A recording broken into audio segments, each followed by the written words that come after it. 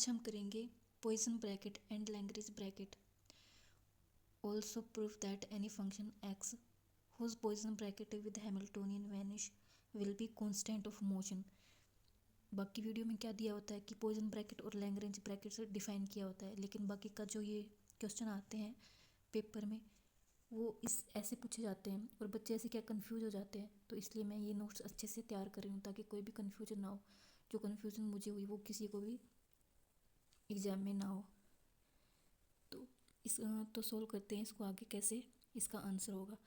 पहले मैं बताऊंगी कि जैसे पॉइसन ब्रैकेट है उसमें क्या होता है, फंक्शन होते हैं, दो फंक्शन होते हैं एफ ओ और जी, जो डिपेंड करता है पोजीशन कोऑर्डिनेट्स पे और मोमेंटम कोऑर्डिनेट्स पे और टाइम पे।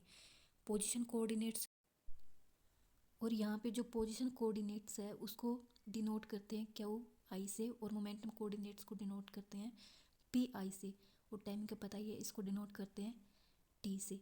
ठीक है, तो पहले लिख लेते हैं कि क्या डेफिनेशन होगी।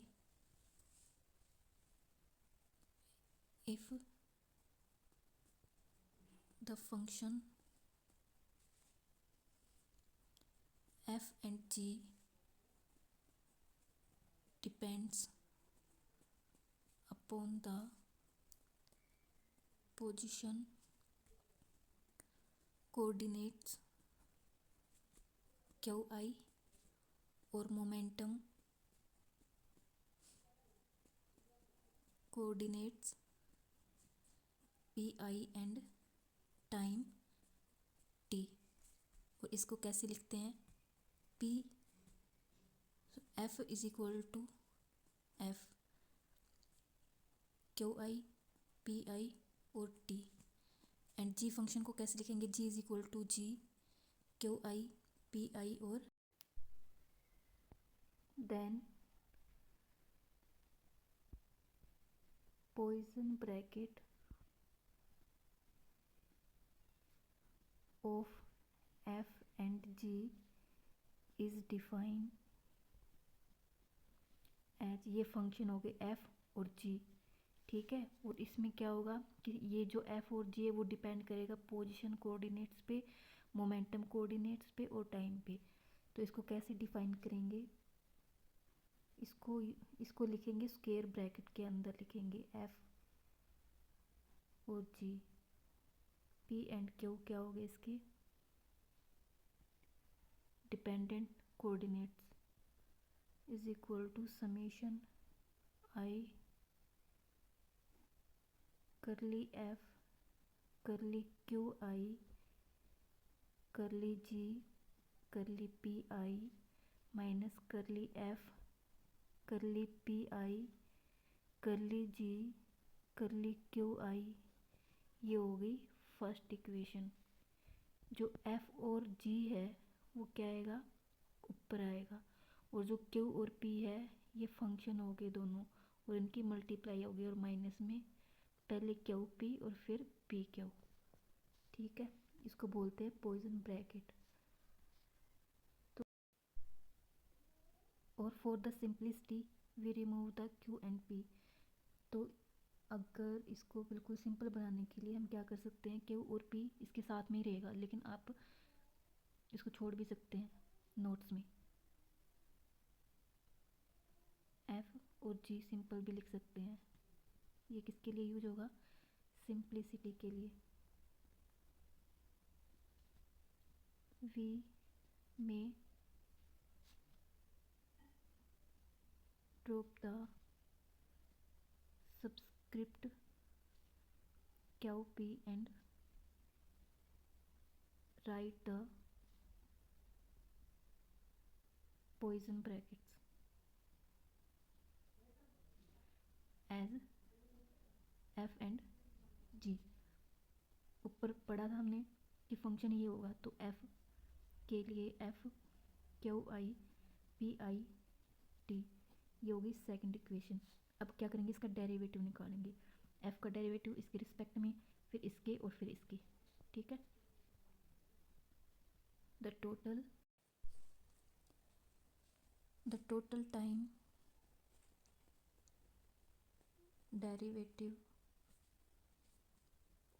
Of function f can be written as, इसका डिफ्रेंशिएट करेंगे डी एफ डी टी आएगा इज इक्वल टू समेशन साथ में रखना है, और इसका करेंगे क्यू आई के रिस्पेक्ट में, तो करली ई divide by curly Q I, और क्यू आई का करेंगे तो क्यू आई डॉट प्लस अब पी आई के रिस्पेक्ट में ई का करेंगे करली ई divide by curly P I, और पी आई का पी डॉट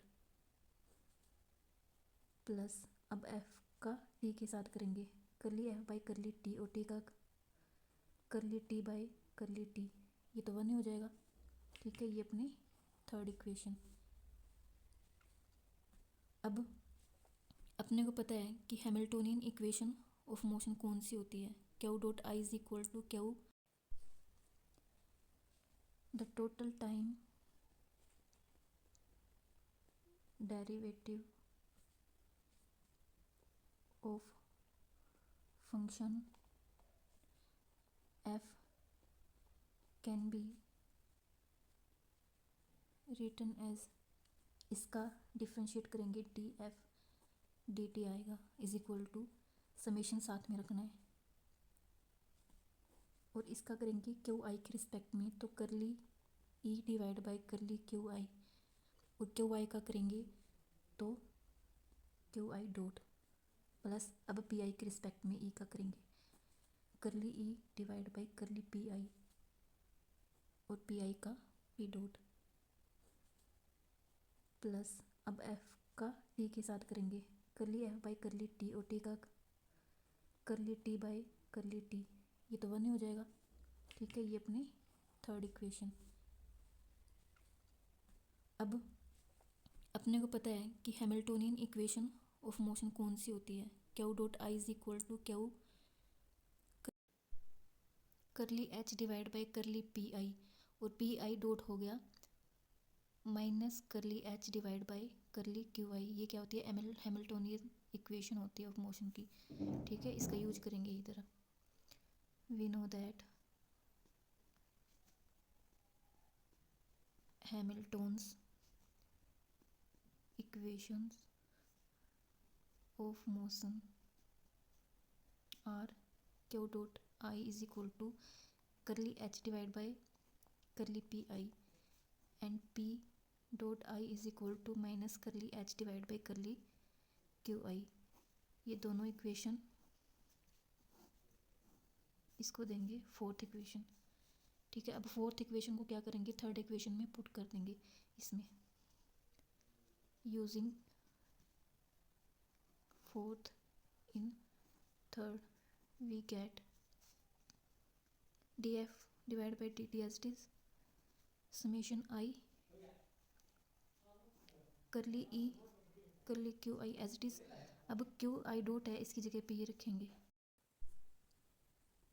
करली H curly P I minus curly F curly P I curly H curly Q I plus curly F curly T I, ये curly T divide by curly T, ये तो 1 ही हो गया, और इसको सेम रखेंगे, ये हो गई फिफ्थ इक्वेशन।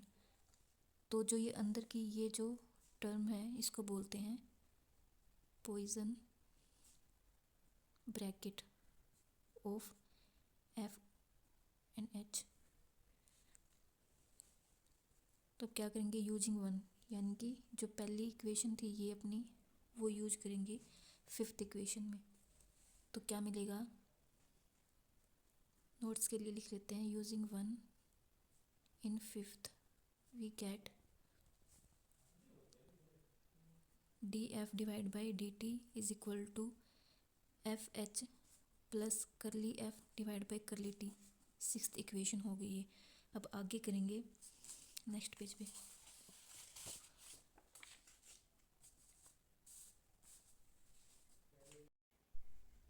अब जो सिक्स्थ इक्वेशन है उसमें क्या एफ क्या होगा, कांस्टेंट होगा, तो d F divide by D t क्या हो जाएगा, इक्वल्स टू 0 हो जाएगा, और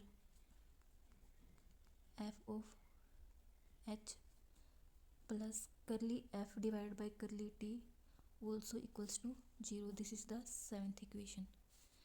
ये इक्वेशन आगे बहुत जगह यूज होगी, ये वेरी वेरी इंपॉर्टेंट इक्वेशन है, तो इसको याद रखना है, ठीक है। Now if function f does not depend on time then d F divide by D t is equal to 0। लिख लेते हैं। Now if function f does not depend on time then curly f divided by curly t is equal to 0, then condition for f to be the constant of motion becomes e f h is equal to 0। ये भी क्या हो जाएगा, 0 हो जाएगा। then condition for f to be constant of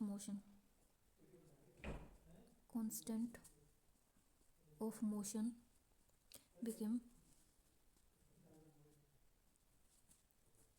F h is equal to 0। आगे लिखेंगे 10 if a function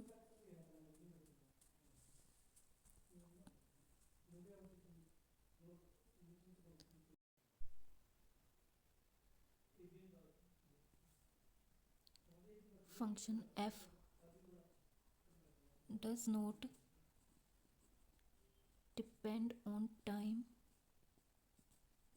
and is a constant of motion। जब ये टाइम पे डिपेंड नहीं करेगा तो क्या क्या होगा, मोशन कांस्टेंट होगा, 0 के इक्वल्स होगा, ठीक है। Then it's Poisson bracket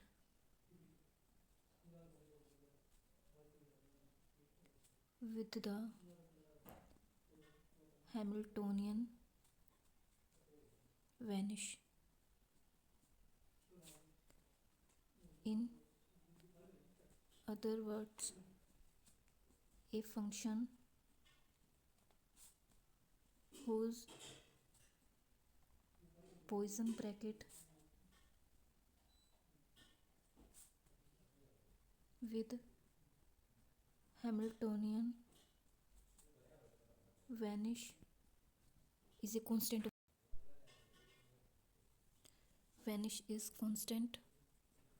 of motion.